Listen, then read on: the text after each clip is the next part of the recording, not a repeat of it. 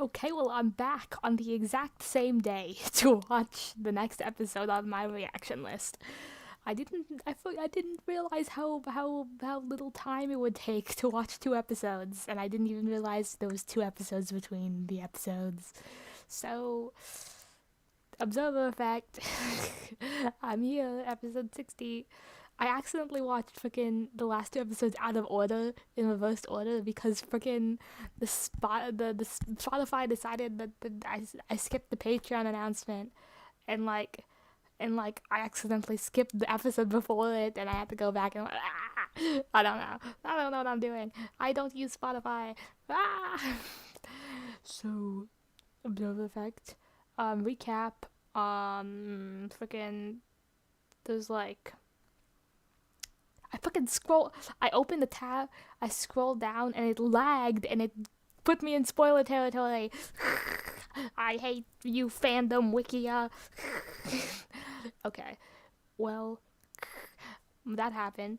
And basically, what the only thing we need to know so far is that Jonathan Sims is insane, and I've been joking about how insane he is for a long time, but apparently he is actually insane, and he doesn't seem to realize, even when they're talking about him and why they're avoiding him and why they're scared of him.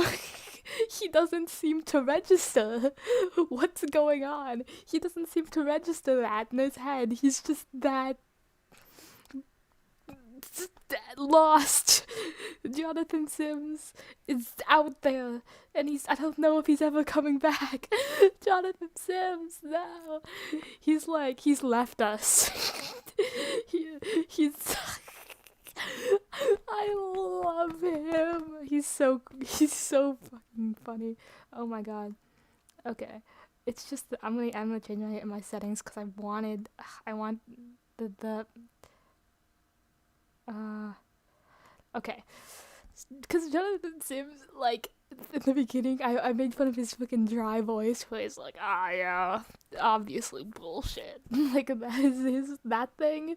But now we get, instead of him going, not much credibility, and now we get him going like, okay, I saw Tim and Martin in the hallway, and they're plotting against me.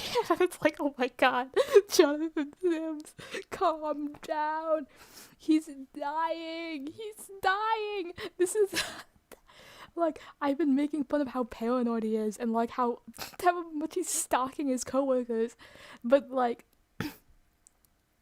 I've been making fun of that, but I didn't know how far gone he was until he's flat out. They flat out start like complaining about him and trying to stay away from him, and he doesn't understand why.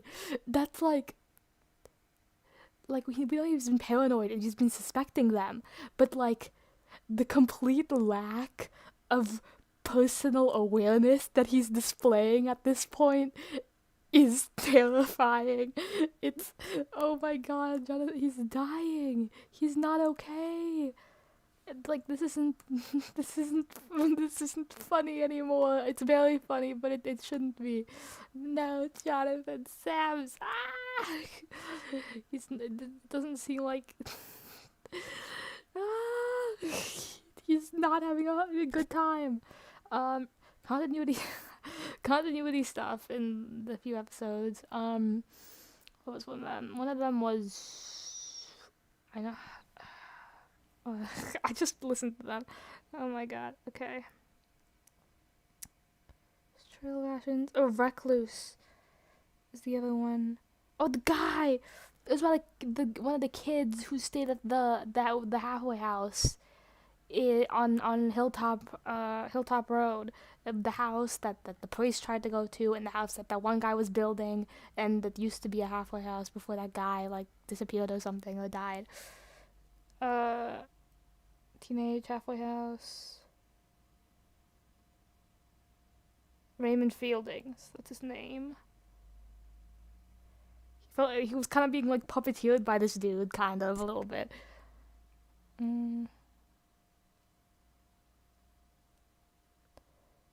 Church. hypnotic pattern of lines.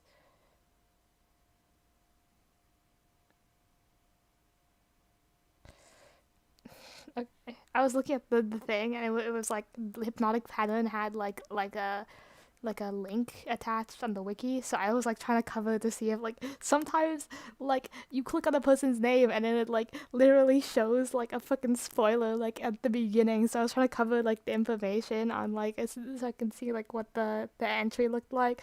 It just said hypnotic patterns seem to be a reoccurring theme in the Magnus Archives. I'm like, thank you. I needed what a helpful. I'd rather have articles like that than articles which have spoilers in the bios. Okay. Small square box, same hypnotic patterns. I'm reading the summary of the last episode.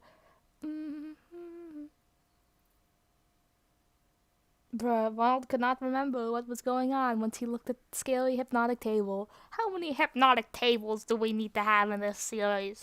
Dang nabbit. Okay. He was a recluse. Government official. Agnes child.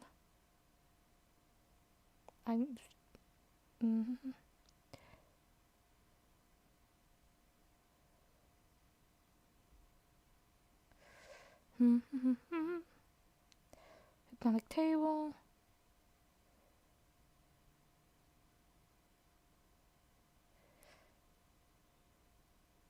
Oh, okay. I forgot about. I didn't register. A bunch of all the dead kids were dead. Okay. Letters in the chair. Jacket shifting. Okay. Just turn. The green. I remember the green apple. You feel searing pain. So this Ronald guy killed all these kids, and then he took this kid down, which seemed kind of normal, like it was procedure for him. And the kid bit into the apple, felt pain, and then he got angry, and it was like, that's not how it's supposed to work. And then the kid fled. Interesting. Okay. But the house was burnt up, and oh no, burning feelings all over. Okay. And so dreams. When he discovered that the house was being built on. Okay.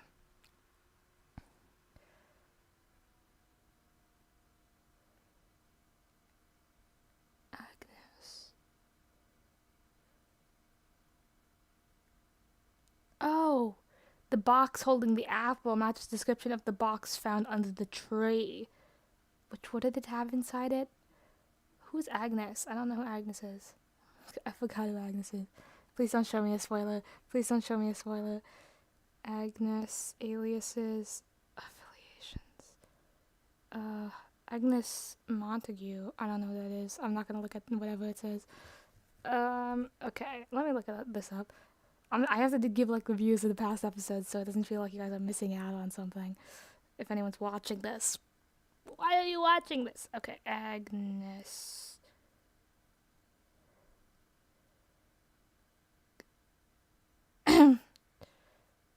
What the heck?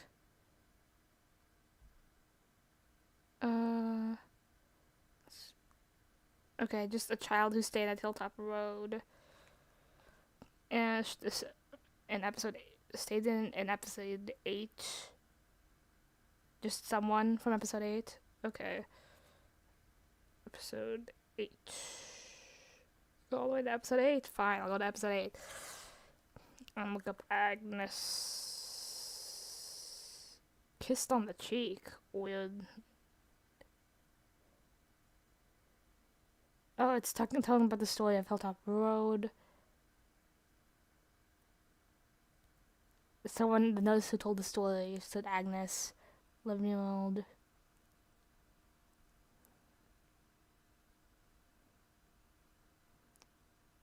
After Agnes showed up, weird shit started happening. Okay, interesting. But I didn't remember her at all. I'm sorry. Okay, it's been so long, okay? Okay, fine. I'll listen to Observer Effect now. After we've gone through what we've gone through. Okay. Okay, we've gone through the things. Ugh, why is it always like this? The fucking computer, it says it's sorting from oldest to newest, but it isn't, and that's insane. Why are you like that? Blood bag. Okay, observer effect. It seems pretty short. We really solve murder cases because Oxygen. Not the thing. Rusty Quill presents. Schlebeck, thank you. Oh wait, sorry. Moments of thanks of our patrons. Oh hi patrons. OKPK Sound, Katrina Salamans, Cat Munn, Jared Holmes, Catman. Chris Yost, Okay. George Stone, Hazel, May, Stephen. Okay, Schlebeck. let's. Thank you. I'm gonna lower my volume a Really little bit so appreciate that we can, because the volume of the audio is really low. Spooky music. Spooky music. Observer effects. Statement of Rosa Maya concerning a persistent feeling of being watched. Eyes. All the Rusty Quill all the archivists apparently have been feeling like they're being watched. John stated that. Gertrude seemed like ooh about it in the library episode. Not the library episode. What's it called? The Crusader episode, I think. The one with the dude who stumbled upon this like archive. Alexandria. Yeah, that. Rosa Maya. Okay. Wait, I should be doing things. I'll do things. I'll try to do things.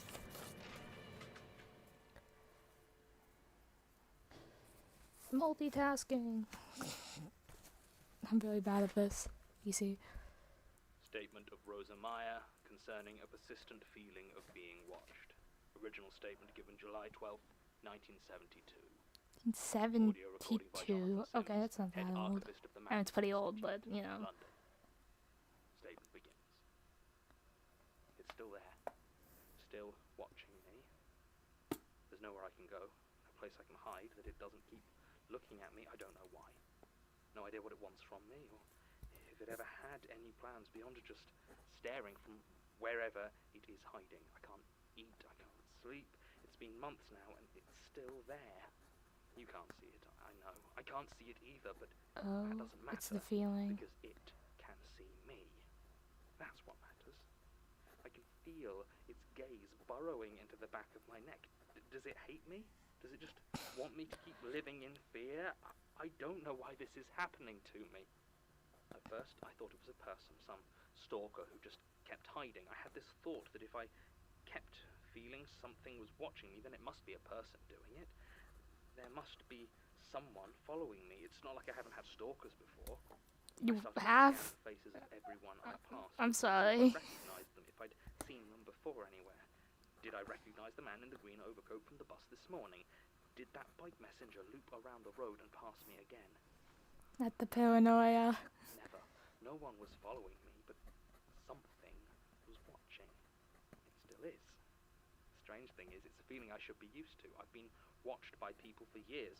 I present the Look East segment for BBC News almost every day. Oh. Well, I used to. And on the other end of that camera, there were tens of thousands of people.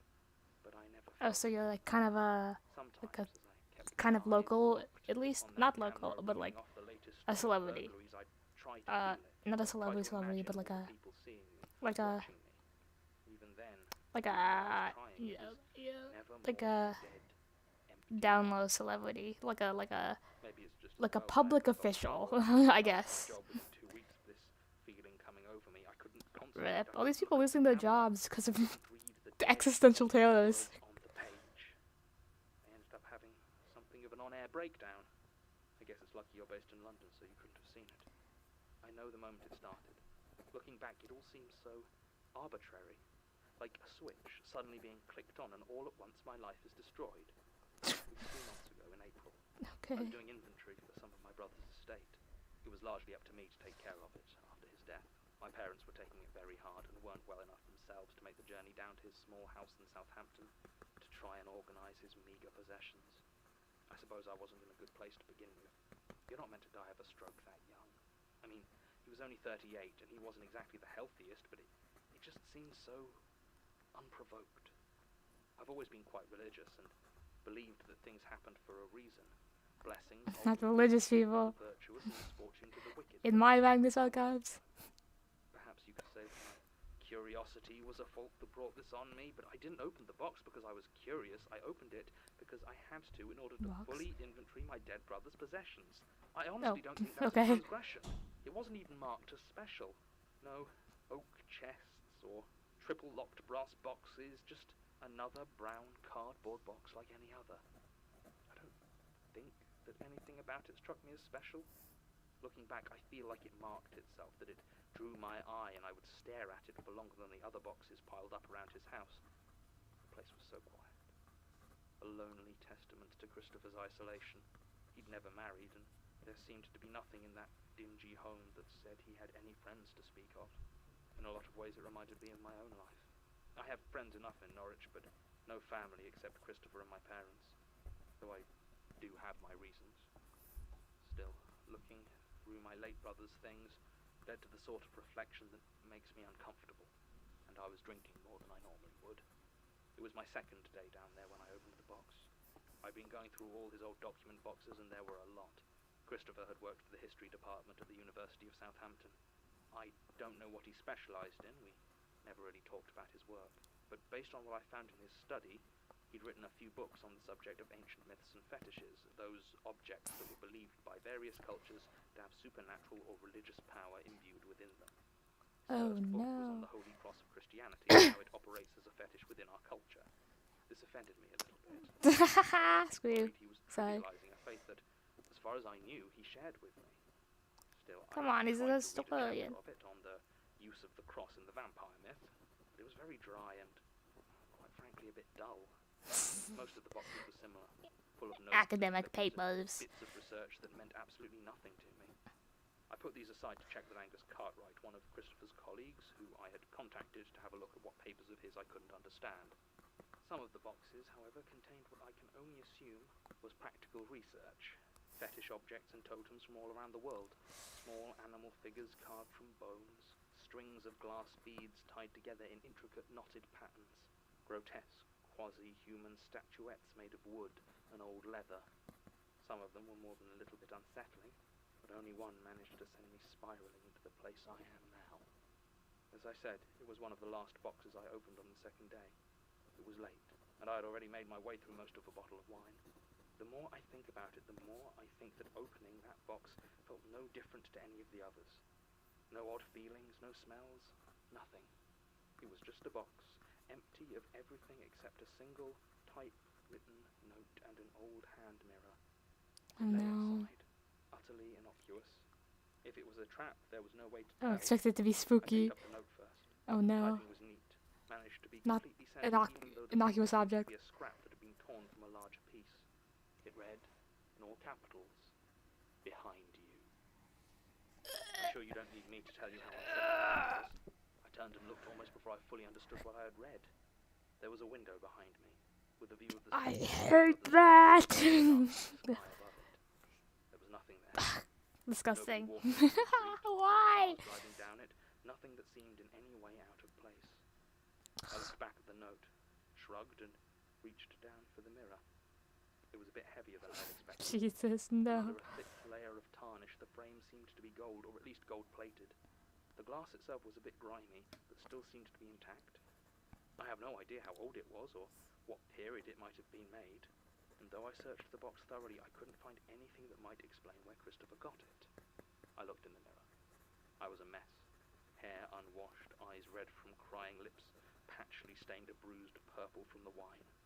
I hadn't really had any time to take care of or even look at myself since I got to Christopher's house, and this ancient hand mirror really showed it. I sighed, shook my head and prepared to check the next box, when the angle on the mirror shifted in my hand slightly, and I screamed. It now reflected the window behind me, but I could see a face staring in. It was dark outside, and and it was almost entirely in shadow, so I couldn't tell you much about the features, but it was huge, seeming to take up most of the window behind me.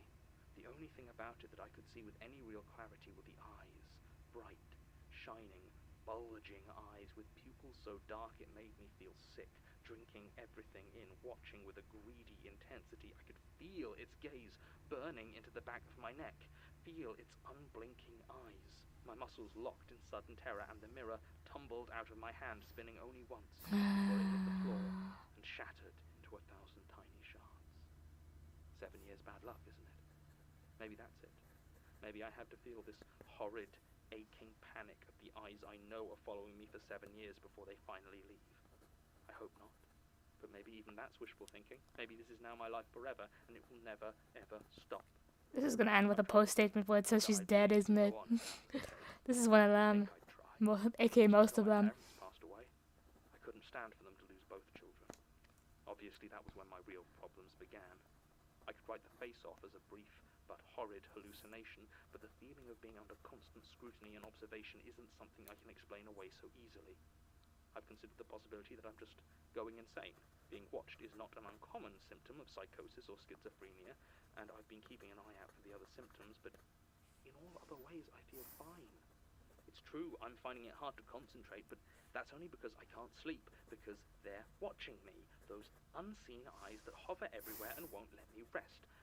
I'm not mad. I'm sure I'm not mad. I still have what's left of the mirror. It's just a bent gold frame now. I tried to have new glass put in, but the only eyes it showed were mine. I did talk to Angus, though. He seemed a little bit unnerved by the line of questioning I was pursuing, or maybe just by how intensely I was asking the questions, but he answered me. He didn't recognize the mirror, but a few years ago, Christopher was looking into writing a book on the totems of what he called outer cults, small, organized groups of worshippers whose beliefs weren't simply deviations from paganism or other major religions, but seemed to focus on holy beings or concepts completely apart from what would be considered normal religious practice. Give me that cosmology. More in common with ancient shamanism than with organized hierarchical worship, and all were highly secretive. Christopher had apparently collected several artifacts considered holy by certain of these sects, though I could find no details among his documents. Angus couldn't be sure, but he believed that the mirror might have been one such object. Christopher had apparently abandoned the project about a year before his death, choosing instead to pursue a line of research into Inuit ceremonial carvings. And here's where we finally come to why I'm here, because Angus told me that my brother wasn't researching alone. He had apparently logged several trips to London in order to consult with your institute. I don't know why or what about, and no one here seems to be able or willing to help me find out, but he was here. I'm not going to rest until I find out why. Not that I could rest. Oh, this is in the 70s. This person's not My dreams having a good time. the waking world, even here, especially here. Statement ends. Especially Bit of here. an odd one, this. The mid-late 20th century seems marginally better filed than most of the archives, so we haven't seen as many rogue statements cropping up from that period. Most of the details from Ms. Meyer's statement seem to check out. Sasha got a confirmation from the BBC that she had indeed been one of the anchors for the Look East Evening News between 1970 and 72, until she suffered a nervous breakdown and damaged several cameras in their Norwich studio. Martin's checking with the University of Southampton also seems to confirm the details of Christopher Meyer's life and death. I even tried to read one or two of his books, but they were a bit dry even for me. They didn't appear to have any particular relevance to the case. I've been unable to locate any evidence that he made use of the Institute's library or consultation services, but even these days those records aren't kept in as much detail as they really should be, so that doesn't necessarily mean he wasn't here. What's most interesting is what Tim found out about the final 2 decades of Ms. Meyer's life, before she died in prison in 1990. In prison. Following this statement, she apparently spent almost 12 years working low-level service jobs until both her mother and father passed away of cancer and heart disease respectively. There's nothing notable about this period in any official records, but on October the 24th, 1984, she murdered a delivery van driver named Danilo Kostic. She unloaded the van's normal cargo of filing paper and envelopes before filling it with several barrels of petrol. She was apprehended just south of Vauxhall Bridge after she jumped a red light and collided with another car. Luckily, the petrol did not ignite, and she was picked up by police as she tried to flee the scene. Originally charged with reckless driving, it didn't take long for them to connect her to the murder of Mr. Kostic, and she was given a sentence of 17 years in HMP Holloway. She died of pneumonia 9 years later. A bizarre and apparently motiveless crime. The one detail that still nags at me is that the company that Danilo Kostic worked for, Paper Run Limited, is the same company that, at the time, supplied most of the stationery to the Magnus Institute. Oh. I have a nasty feeling about exactly where she was taking that petrol. End recording. I'm Don't sorry. mind if I record this. I can't listen to paranoid Jonathan Sims right now, or whatever's going on right now. I have to think about that. I thought it was freaking I thought it was freaking Beacon and Hope again, cause they're everywhere. But no.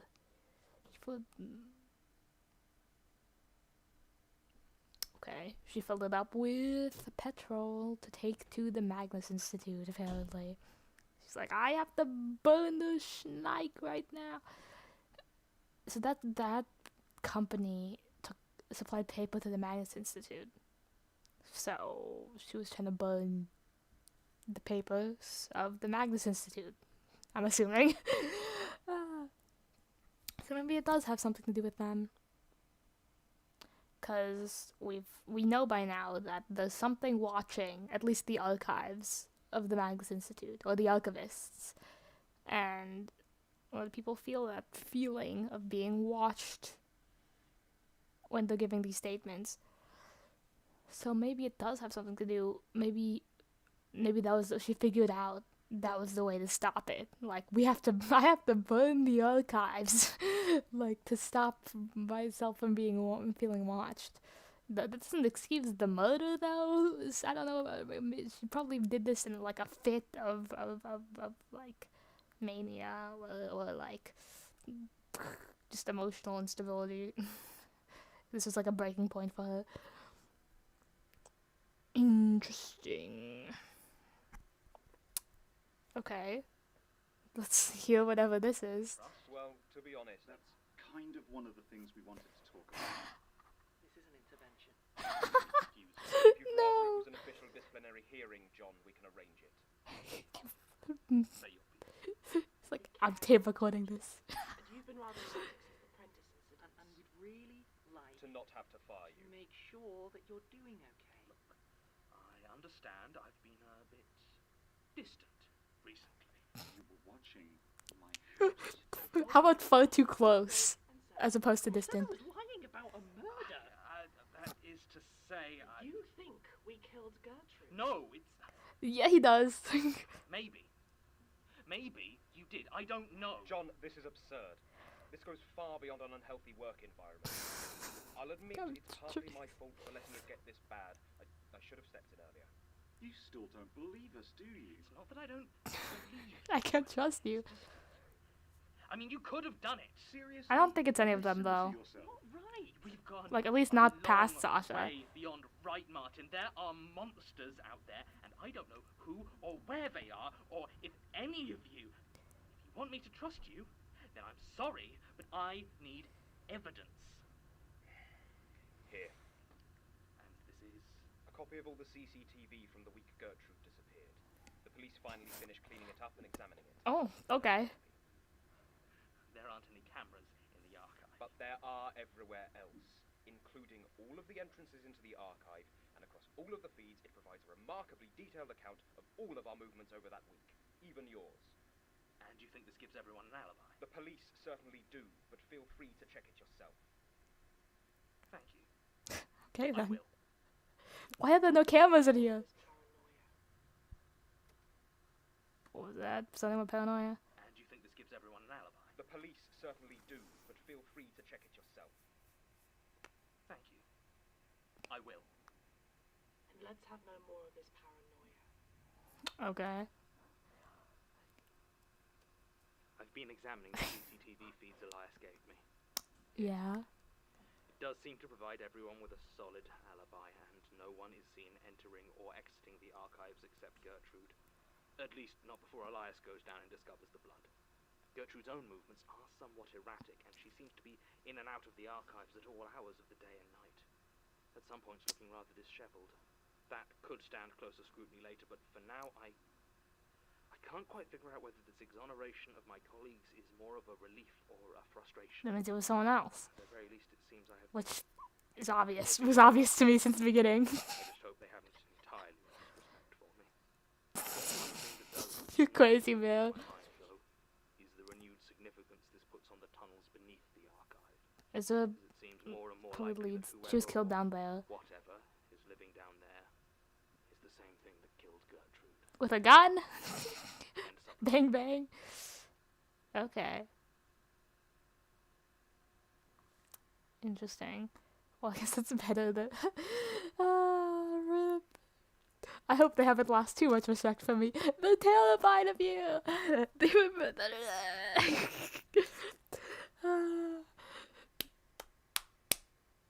Life.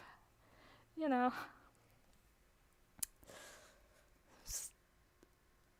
He put so much emphasis on the fact that she was killed by like a person though.